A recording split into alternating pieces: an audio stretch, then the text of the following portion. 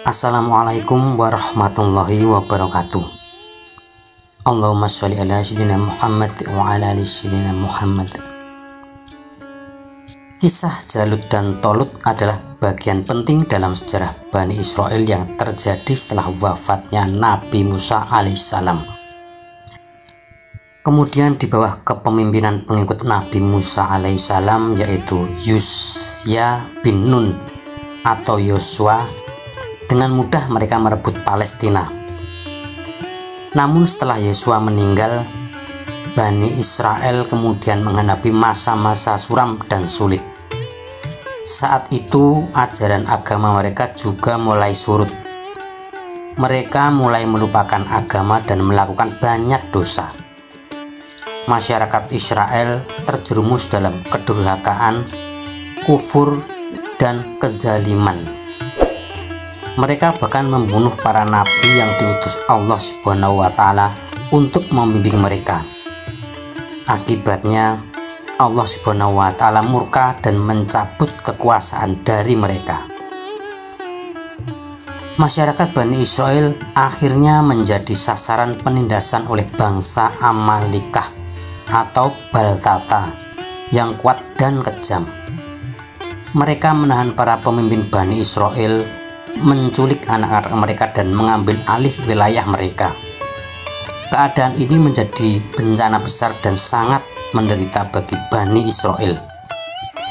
Pemimpin dari bangsa Amalikah ini berasal dari dinasti Bukhtanasar bernama Jalut atau Goliat.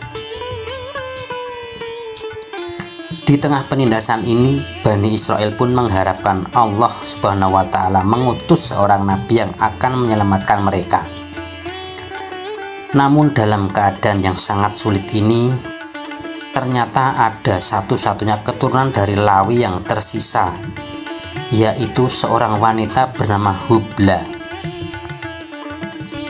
Karena mereka sebelumnya telah membunuh para nabi dan keturunan Lawi, yaitu marga yang layak untuk menjadi pemimpin bagi mereka.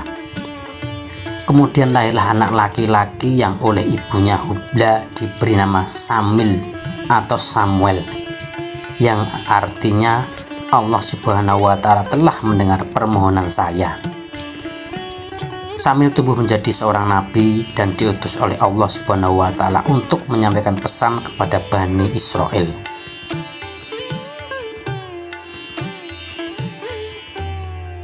Masyarakat Bani Israel berharap Samil dapat membantu mereka mengakhiri penindasan yang mereka alami dari kaum Amalikah.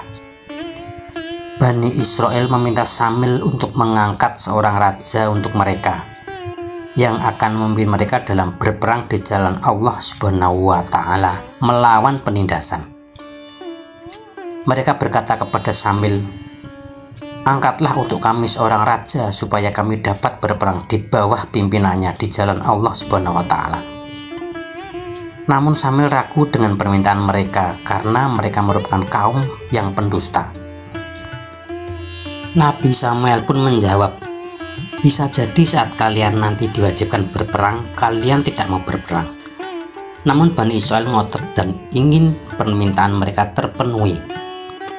"Bagaimana mungkin kami enggan berperang di jalan Allah, padahal kami telah terusir," seru mereka. Nabi Samuel kembali bertanya, "Seandainya ada di antara kalian menjadi pemimpin, apa kalian akan menyetujuinya?" tanya sang nabi. "Kami pasti akan menerima dan menyetujuinya," jawab mereka. Setelah itu Nabi Samuel berdoa dan memohon kepada Allah Subhanahu wa Ta'ala untuk mengutus seorang raja yang akan memimpin Bani Israel. Allah Subhanahu wa Ta'ala memberi petunjuk kepada Samil bahwa tinggi badannya seukuran dengan tongkat yang dibawanya, dan ia mampu untuk membuat minyak dalam tanduk binatang mendidih.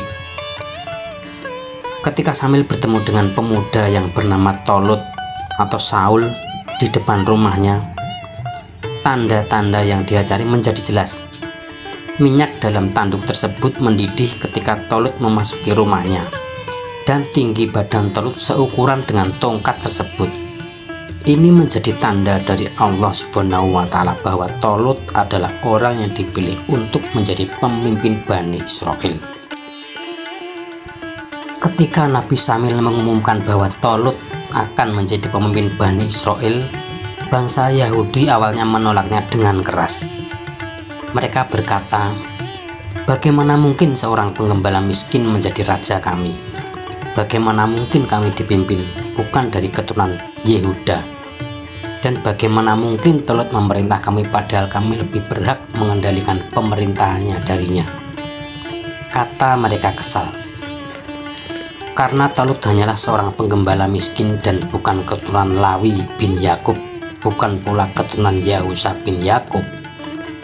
Mereka memiliki keyakinan kuat bahwa pemimpin mereka harus berasal dari keturunan Lawi bin Yakub sebagai nabi, atau keturunan Yehuda bin Yakub sebagai raja. Hal ini berakar pada pandangan silsilah dan tradisi mereka. Nabi Samil pun menjawab dengan ringan, "Sesungguhnya Allah Subhanahu wa Ta'ala telah memilih rajamu dan menganugerahinya ilmu yang luas dan tubuh yang perkasa." Sambil mencoba meyakinkan mereka bahwa pemilihan ini adalah keputusan Allah Subhanahu wa Ta'ala dan Bani Israel harus menerima hal itu. Namun Bani Israel tetap menolak. Hingga akhirnya Nabi Samil membuktikan bahwa Tolut adalah pemimpin yang dipilih oleh Allah Subhanahu wa Ta'ala. Samil memberikan tanda berupa kembalinya tabut kepada mereka. Tabut ini mengandung ketenangan dari Tuhan dan merupakan sisa peninggalan keluarga Musa dan Harun. Sambil menjelaskan bahwa ini adalah tanda yang jelas bahwa Tolut adalah pemimpin yang dipilih oleh Allah Subhanahu wa Ta'ala. Dan Bani Israel harus menerima pemimpin yang telah dipilih olehnya.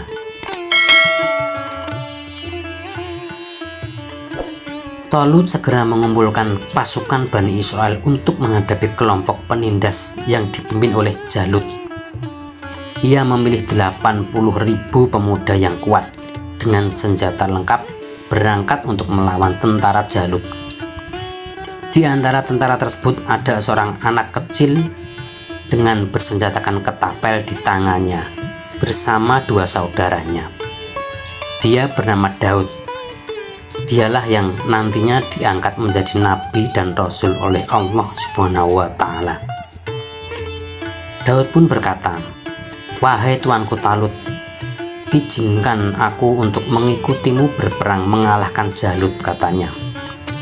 Tolut pun menjawab, "Jangan anak kecil, ini perang besar. Kamu bisa tewas dalam perang ini. Ini adalah urusan orang dewasa." Jawab Tolut, "Banyak kaum Israel yang meremehkan dan menertawakan Daud. Tetapi karena Daud tetap gigih dengan pendiriannya, akhirnya Tolut pun mengizinkan Daud untuk ikut berperang.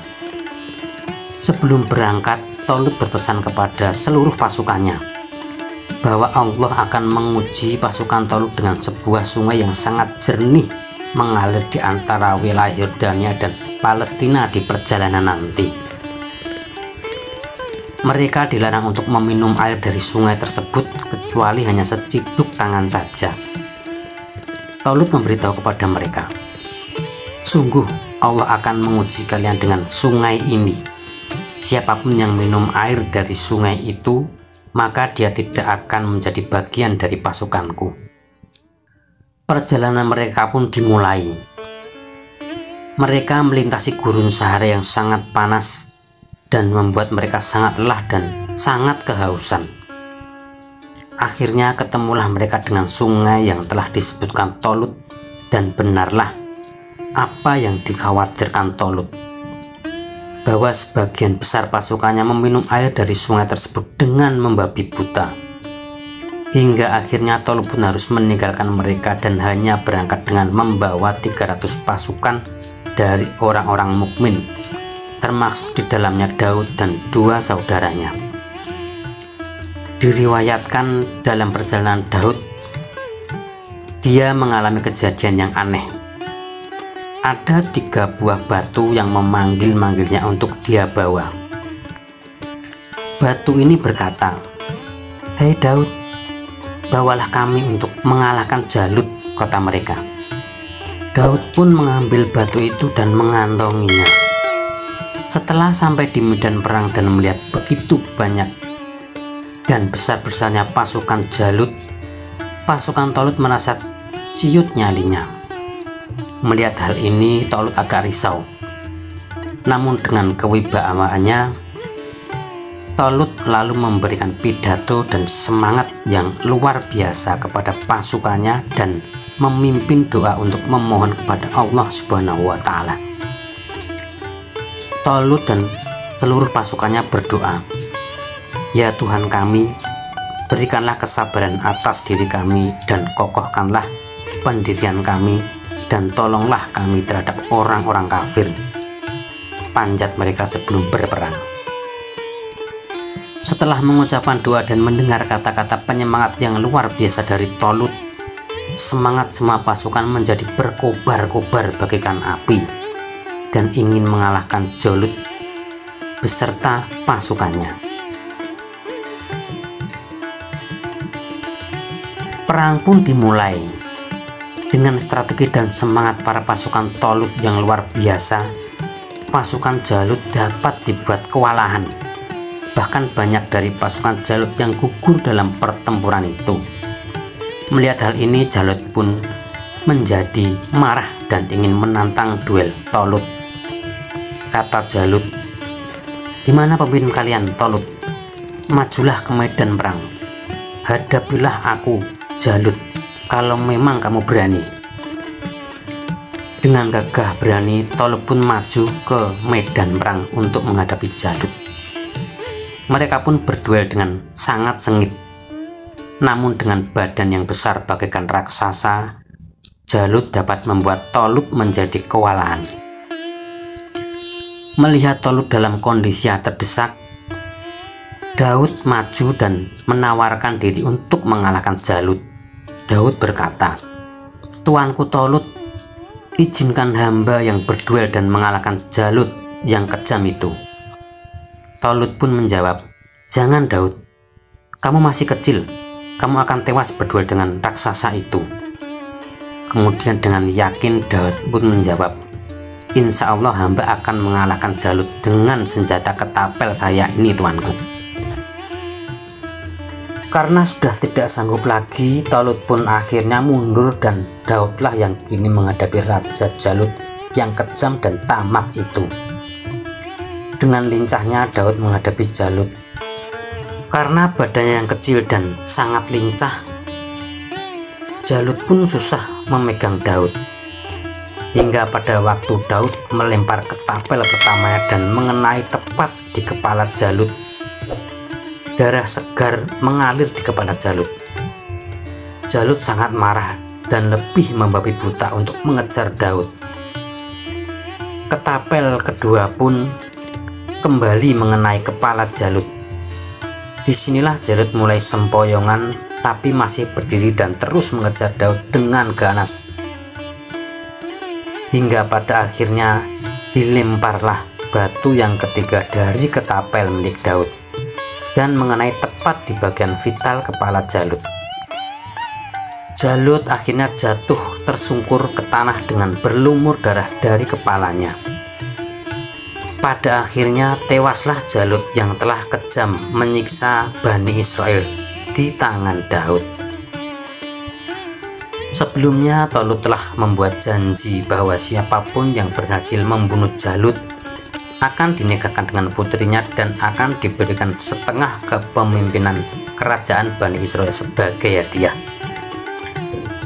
Daud adalah orang yang berhasil mengalahkan Jalut, dan sesuai janji Tolut, dia dinikahkan dengan putri Tolut dan diberikan separuh kepemimpinan kerajaan.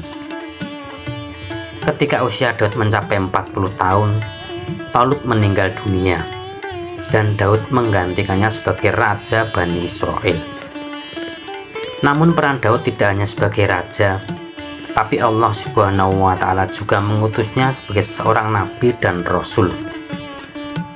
Allah Subhanahu wa Ta'ala juga menurunkan kitab suci yang disebut Zabur kepada Daud.